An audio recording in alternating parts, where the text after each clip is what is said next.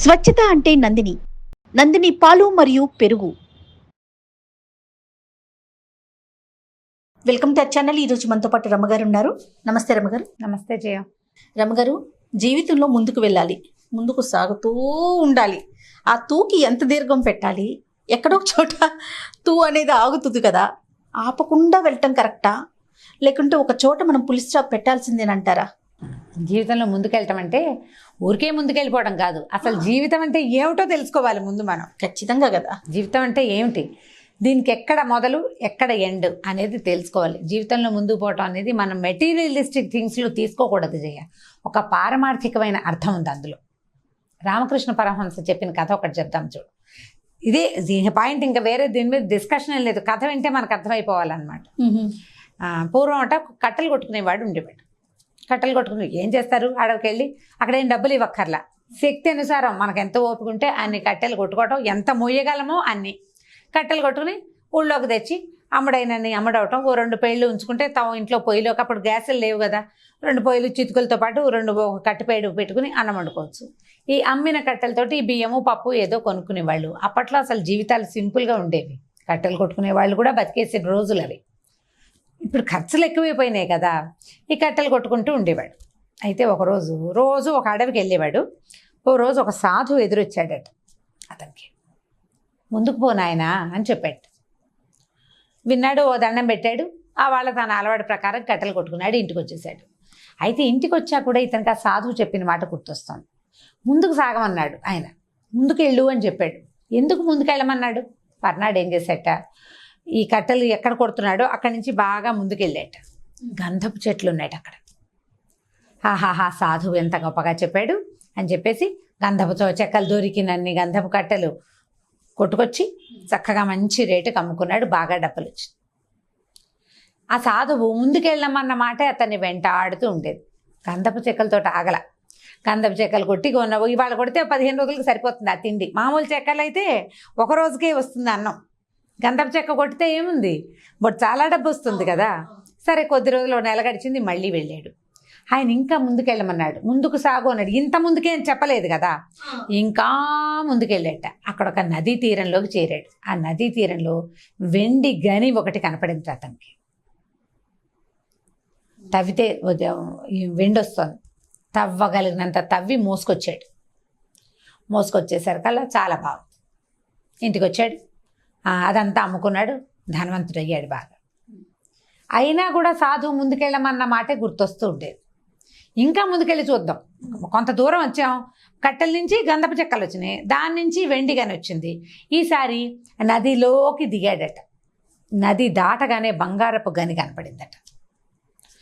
మరీ బాగుంది, మహత్తరంగా ఉంది. బంగారం తవ్వుకొచ్చాడు, కోటీశ్వరుడైపోయాడు. ఇది బాగుంది. కోటీశ్వరుడయ్యా కూడా ముందుకు సాగమన్న మాటే వెంటాడుతోంది. ఈసారి గంధపు చెక్కలు దాటాడు, వెండి గని దాటాడు, బంగారపు గని దాటి కూడా ఇంకా ముందుకెళ్తే ఒక చోట ఒక గుహలాగా ఉండి వజ్రాలు, వైఢూర్యాలు, మరకత మాణిక్యాలు ఎన్ని దొరికినాయోట. మొయ్యగలిగినన్ని మోసుకుని తెచ్చుకున్నాడు. మామూలు 1 కోటికి పడేసరి కాకుండా కోట్లకి పడగెత్తాడు. బాగా ఇంకా పైకి వెళ్ళిపోయాడు. ఇక అసలు ఇల్లు వాకిళ్ళు ఊరంతా సొంతమైపోయింది. నానా గందరగోళంగాను అద్భుతంగాను ఉంది, మహత్తరంగా ఉంది జీవితం. అంటే ఏ రోజుకి ఆ రోజు తెచ్చుకొని తినే మనిషి ఇలా అయ్యాడు. అయ్యాక అయినా కూడా రాత్రి అయితే ముందుకు పోనాయన అదే గుర్తొస్తుందా, వినపడుతూ ఉండేది అతనికి మనసులో. ఇంకా ముందుకెళ్ళమంటున్నాడు, ఏం చేయమంటున్నాడు. సరే, మళ్ళీ బయలుదేరాడు. గంధపు చెక్కలు వదిలేశాడు, వెండి గని వదిలేశాడు, బంగారపు గని వదిలేశాడు, వజ్రాలు, రత్నాలు, మాణిక్యాలు అవి కూడా వదిలేశాడు. వదిలేశాక బాగా ముందుకెళ్తే ఒక పురాతన శివాలయం కనపడింది. ఇంకేమీ లేదు. శివాలయంలోకి వెళ్ళి లోపలికి వచ్చినాడు. ఇక అట్లా తపస్సమాధిలో మునిగిపోయాడు. చివరికి చేరవలసింది ఏమిటి? భగవంతుని దగ్గరికి. అక్కడికి వెళ్ళిపోవాలి. నేనేమిటి, నాకేం కావాలి, ఇదంతా సంపాదించి ఇంకా ఏదో కావాలి నేను ఇక్కడే కొట్టుకుంటుంటే ఇట్లా ముందుకెళ్ళొద్దు. ఇప్పుడు 100 మార్కులు రావాలి, 100కి 100 తెచ్చావు. ఆ పైన దానిపైన నువ్వు ఎంత సంపాదించినా అవే డబ్బులు, అవే నగలు, అవే ఫ్యాషన్లు, అంతే. దీనికి మితి లేదు, దీని తర్వాత ఏమిటి స్టెప్? నిన్ను నువ్వు తెలుసుకోవటం. ఈ నిన్ను నువ్వు తెలుసుకోవటం ఎప్పుడు కుదురుతుంది? అసలు నువ్వు ఎక్కడి నుంచి వచ్చావు, రేపొద్దున నువ్వు ఎక్కడికి పోతావు, మొదలు చివర అనేది. ఇవాళ నువ్వు పుట్టినప్పుడు ఎలా వస్తాం? విగత వస్త్రాలు, ఒంటి మీద నూలు పోగు లేకుండా పుడతాం. పోయేటప్పుడు అంతే. నువ్వు నీకు ఆనాడు వస్త్రం ఎలా అక్కర్లేదో పోయేటప్పుడు కూడా నీకు ఏ వస్త్రమో అక్కర్లేదు, ఏది అక్కర్లా. భారతీయ తత్వచింతన ఉంది ఈ కథలో. ముందుకు వెళ్ళటము అంటే ముందుకెళ్ళు, నీతో పాటు 10 మందిని తీసుకెళ్ళు. ఈ 10 మంది ఒక సక్సెస్ వరకు నీతో వస్తారు. తర్వాత నిన్ను నువ్వు వెతికే ప్రయత్నం చెయ్యి. నేను ఎక్కడి నుంచి వచ్చాను, రేపు నేను ఎక్కడ, ఇంత సంపాదించావు, కోటీశ్వరుడు అయిపోయావు. ఈ కోట్లలో 1 కోటి నువ్వు పట్టుకెళ్తావా? 1 పోని వద్దు, ఓ రత్నం పట్టుకెళ్ళు, 1 రూపాయి పట్టుకెళ్ళు. రూపాయి బిళ్ళ కూడా నీతోటి రాదు. నువ్వు దానికోసం ఎన్ని చేస్తావో, కొన్ని మంచి పనులు చేసే పెద్ద మనుషులు ఉంటారు, ఎన్ని వెధవ పనులు చేస్తావో, హత్యలకి, ప్రతి దానికి మనం కులం పిచ్చితోటి కానీ, మతం పిచ్చితోటి కానీ, డబ్బు పిచ్చితోటి కానీ నువ్వు ఎంత తాపత్రయపడినా వీటిలలో ఏ ఒక్క విషయము నీతోటి రాదు. నువ్వు వెళ్ళే చోట అది ఉండదు, నువ్వు వచ్చిన చోట అది లేదు. నువ్వు వీటిలో ఏ ఒక్క దాంతోటి నువ్వు పుట్టలా. తల్లి పేగుతో పుడతావు. ఆ పేగు నువ్వు బయటకు వచ్చిన మరుక్షణం తప్పించుకుంటుంది నీ దగ్గర నుంచి. నువ్వు అక్కర్లేదు దానికి, నీకు అది అక్కర్లేదు. నువ్వు ప్రాపంచిక సుఖాల కోసం పాకులాడతావు, అదే కావాలనుకుంటావు. నువ్వు ఎంత పాకులాడినా సాధించిన తర్వాత ఎక్కడో ఓ చోట స్టాప్ పెట్టుకుని నిన్ను నువ్వు తెలుసుకునే ప్రయత్నం చెయ్యి. ముందుకు సాగాలంటే అది. ఎంత బాగా చెప్పారండి. దేవుడి దగ్గరికి సాగాలి. ముందుకి సాగటం అంటే ఇలా వెళ్ళు, తర్వాత ఏమిటో గమనించు. నేను ఇంత చచ్చిపోతాను, వాళ్ళ కోసం వెంపర్లాడతాను, కోట్లు కూడబెడతాను, ఎక్కడో తవ్వి దాచిపెడతావు. నా తాతలు మనవాళ్ళు తినడానికి సంపాదిస్తావు, వాళ్ళందరూ ఎంజాయ్ చేయడానికి. అది వాళ్ళు చెడిపోవడానికే తప్ప ఇస్తే రెండోది కాదు. నువ్వు చూడవు కదా, నువ్వుండవే అన్నాళ్ళు. నీ ముని మనవడి దాకా కూడా నువ్వు ఉండవు. ఇప్పుడు అసలు మనవాళ్ళ దాకా కూడా ఉండలేని దుస్థితిలోకి వచ్చేసాం మనం.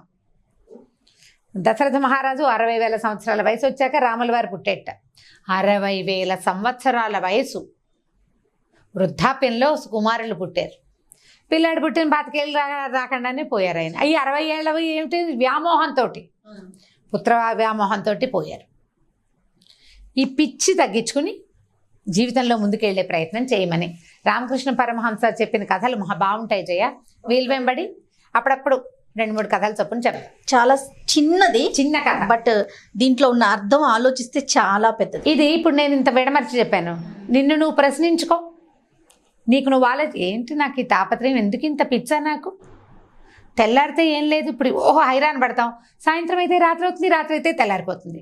రేపొద్దుటికి ఏమీ లేదు ఇవాళ కథ, రేపటి కొత్త కథ మొదలవుతుంది. దేనికోసం తాపత్రయం, దేనికోసం ఈ హైరాన్ అంతా?